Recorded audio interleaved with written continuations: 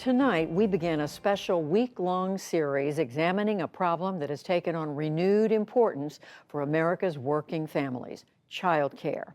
During the pandemic, the federal government spent more than $50 billion to shore up the child care industry. But advocates say cost and access are still major issues.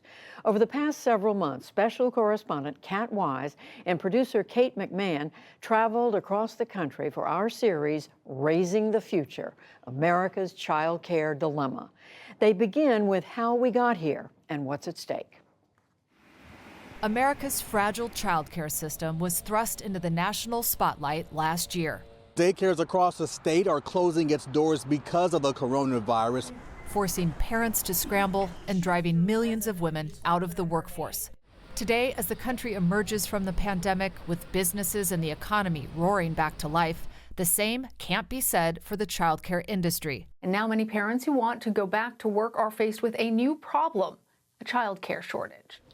Child care has been one of the biggest struggles for working families for decades. We were blown away by the cost of child care. Heidi Lohman and her wife, Miranda Chamberlain, live in Portland, Oregon with their 2-year-old daughter, Autumn. All right, I'm going to push you in. Heidi is a high school counselor and Miranda is an electrician. When they began their child care search, they were shocked by what they learned. She was born in 2018, and some of the places I toured were touring for the 2021 school year. So it was even like a year plus down the road. So it was a scramble. Bye, Mama. Eventually, they found a program that cost nearly as much as their mortgage. And then COVID hit.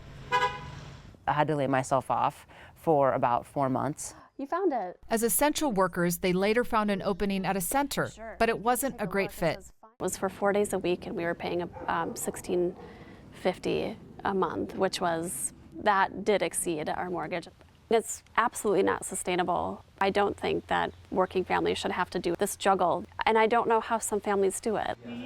Before the pandemic, nearly 70% of children in the U.S. under the age of 6 lived in households where all parents worked. During those earliest years, when research shows that children need high-quality care and education, America's working families have had to cobble together child care solutions in a private market that is costly, often lacks quality, and fails to pay caregivers a living wage. It literally took a pandemic in order for child care to be a part of everyday conversation. Lynette Fraga advocates for affordable, quality childcare. She says it's a critical window of time for development. The science shows that during the first few years of life, more than 1 million neural connections are formed each second. Why then should we leave that kind of importance, not only for the current workforce, but for the future workforce, to the market? How about we think about this as a public good? Studies have shown that investments in childcare can pay off, including one that found $1 invested in quality childcare for economically disadvantaged kids returns more than $7 in savings. But not everyone wants more government funding for childcare. The focus on non-parental group care for young children is detracting from our focus on supporting parenting and enabling parents to spend more time with their children if they want to. Catherine Stevens is an early childhood researcher and author. She says more research is needed to understand the impacts of childcare on all children, and she thinks the federal government should stay focused on helping lower-income families.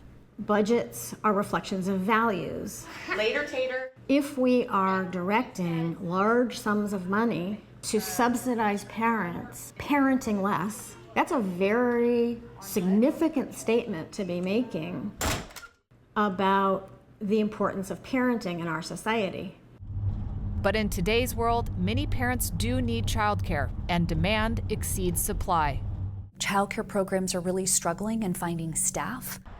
Nationwide, the childcare industry has suffered a loss of 20% of its workforce since the pandemic. One of the hardest hit states, Oregon. 24-year-old Olivia Pace of Portland lost her job at a childcare center in March of 2020.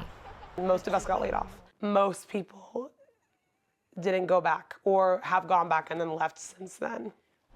She has a degree in child and family studies and planned on being in the field a long time, but now she's not sure if she'll ever go back. Even though I love working with children, the structure of the field is such that if that's what you want to do, you're going to be worked to the bone and you're going to be really burnt out, and I didn't want to do that anymore. About 97% of early educators are women. About 40% are women of color, and the majority of women are Black, brown, and immigrant women who are doing this work. Leah Austin is the director of the Center for the Study of Child Care Employment at UC Berkeley. She tracks workforce issues nationally. The median wage right now for early educators in this country is $12.12 an hour. And we know from research that we've done at the center that about half of this workforce utilizes some form of public safety net program. And it's a huge number. It's a huge number. We have subsidized the system on the back of the workers. Austin blames the fragility of the system on the failure of the private market. It is a critical part of our infrastructure. But the way it is designed now is it's a market-based system.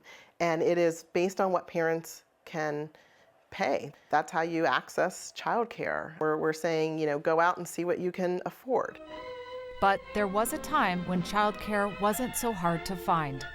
Married women with small children have to take jobs. Everything possible will be done to provide day care for the children. That time was during World War II. I'm standing on a Navy ship here in Portland that was built largely by women during that era.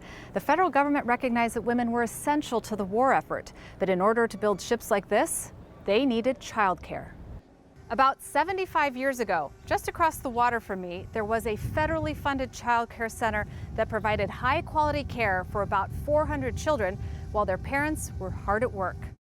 But when the war ended, the government shuttered the Oregon Center and 3,100 others like it across the country. The last time the U.S. government seriously considered child care policy was in 1971, but President Nixon vetoed it, saying a national child care system would weaken American families. Child care thing would have been not only an administrative monstrosity. That kind of kicked child care back to the bottom of the public policy mountain and hasn't recovered since. Elliot Haspel wrote a book recently on child care reform. You can't understand early childhood in America without understanding a deep history of sexism. There's a sense that it is the duty and obligation of the mother to take care of the young child. The problem, of course, is that, especially since the 1960s, women have entered the workforce in very large numbers, but there's been no adjustment on the policy side to that reality. Until now, the pandemic has pushed childcare back to the top of the political agenda. This legislation includes the biggest investment in child care since World War II. President Biden has proposed $225 billion in new child care spending over 10 years, but there is still stiff opposition. We can't have everything. We cannot advance women's careers and boost the economy and optimize early child development all at the same time. This is just a tough reality. We need a system that's going to support parents, whatever they want to do. The American child care dilemma can be summed up in the fact that we don't have an American child care system. Hey, Audie. While the politics play out, America's child care dilemma continues for families like Heidi Lohman and Miranda Chamberlain. Yeah. Next week, I'm asking for a reduction in hours because our daycare is changing their hours. Their long-term plan? Moving away from Portland to raise Autumn near extended family. For the PBS NewsHour, I'm Kat Wise in Oregon.